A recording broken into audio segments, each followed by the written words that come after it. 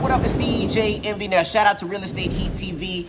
They got the hottest new real estate channel. Shout out to my man, real estate coach Anthony Legins and Coach Armin Wright. They bring the heat with the latest strategies and techniques to take you to the next level.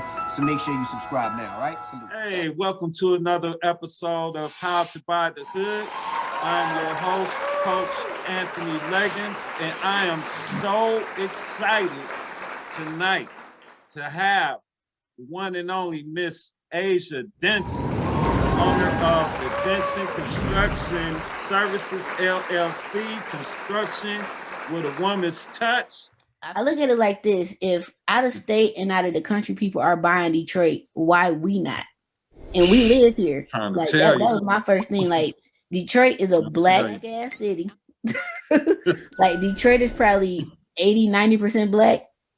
Right, Roughly. But we not 80-90% owners. There it is. You know what I'm saying?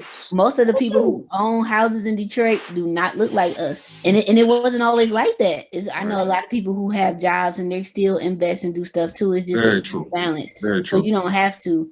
I unfortunately didn't work while I was investing because I got laid off. So I ain't had no damn choice.